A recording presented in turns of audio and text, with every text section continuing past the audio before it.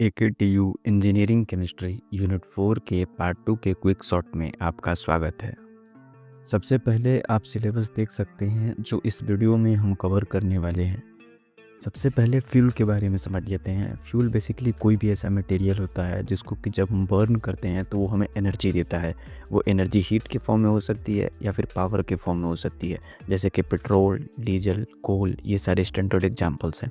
Classification की बात करें तो स्टेट्स के बेसिस पर ये सॉलिड फ्यूल, लिक्विड फ्यूल या फिर गैसियस फ्यूल्स हो सकते हैं, जिनके अंदर कोल, पेट्रोल और एलपीजी बेस्ड ऑन ओरिजिन के बेसिस पर ये नेचुरल फ्यूल्स और आर्टिफिशियल फ्यूल्स के अंदर आ सकते हैं। नेचुरल फ्यूल के अंदर जो कि डायरेक्टली नेचर के अंदर से मिलते हैं, और आर्टिफिशियल फ्यूल्स जो होते हैं उनको मैन मेड होते हैं, जैसे कि पेट्रोल, चारकोल या फिर लिक्विफाइड पेट्रोलियम गैस यानी कि LPG. Characteristics of good fuel की बात करें तो सबसे पहले उसकी कैलोरीफिक वैल्यू बहुत ज़्यादा होनी चाहिए, यानी कि उसे जब हम बर्न करें तो वो हमें ज़्यादा एनर्जी प्रोड्यूस करके दे सके। दूसरे नंबर पर उसे हैंडल करना और ट्रांसपोर्ट करना आसान हो। तीसरे नंबर पर वो चीप होना चाहिए और हर एक जगह पे अवेलेबल होना चाहिए। चौथे नंबर पर एनवायरमेंटल फ्रेंडली, यानी कि वो एनवायरनमेंट को लेस पोल्यूशन करे या फिर उसे लेस डिग्रेड करे। कैलोरीफिक वैल्यू क्या होती है? कैलोरीफिक वैल्यू बेसिकली ये बताती है कि जब भी हम 1 kg ऑफ फ्यूल को बर्न करेंगे तो हमें कितनी हीट एनर्जी प्रोड्यूस होकर मिलेगी। सबसे ज़रूरी चीज़ ये होती है कि जिस फ्यूल की कैलोरीफिक वैल्यू जितनी ज़्यादा होगी वो उतना ही अच्छा होगा। कैलोरीफिक वैल्यू दो तरीके के होते हैं। सबसे पहले ग्रॉस कैलोरीफिक वैल्यू और दूसरे नंबर पर आता है net calorific value. Gross calorific value को हम लोग हाई हीटिंग वैल्यू भी बोलते हैं। इसके अंदर होता क्या है कि जब हम फ्यूल को बर्न करते हैं तो उसके दौरान जो भी हीट एनर्जी प्रोड्यूस होता है, साथ के साथ हीट जो कि हमें रिकवर होकर मिलता है जब हम कंडेंसेशन करते हैं वाटर वेपर जो कि फॉर्म हुई रहती है उस हीट के दौरान। जबकि नेट कैलोरीफिक वैल्यू जो होती है वो लोअर हीटिंग वैल्यू होती है। याद रखने वाली बात यह है कि इसके अंदर हम नेट जो कैलोरीफिक वैल्यू होती है, यानी कि जब हम फ्यूल को बर्न करते हैं, जो बर्न करने के बाद हीट एनर्जी प्रोड्यूस होती है, उसी को हम नेट कैलोरीफिक वैल्यू बोलते हैं।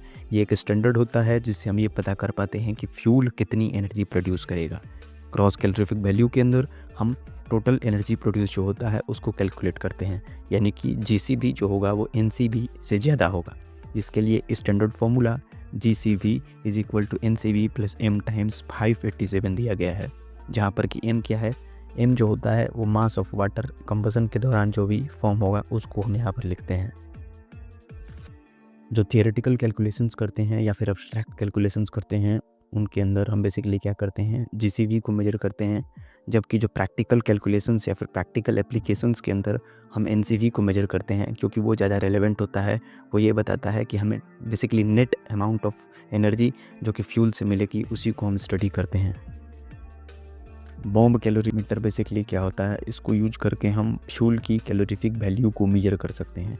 याद रखने वाली बात यह है कि ये एक एक्यूरेट मेजर देता है, चाहे वो सॉलिड फ्यूल हो या लिक्विड फ्यूल हो। जब हम उसको बॉम्ब कैलोरीमीटर के अंदर पुट करते हैं और पर्टिकुलर ऑपरेशंस से बॉम्ब कैलोरीमीटर के अंदर उस फ्यूल को जब बर्न करते हैं, तब ये जो वर्किंग है वो काफ़ी ज़्यादा कंफ्यूजिंग होती है, लेकिन मैं आपको इसको अच्छे से और आसानी से समझाता हूँ।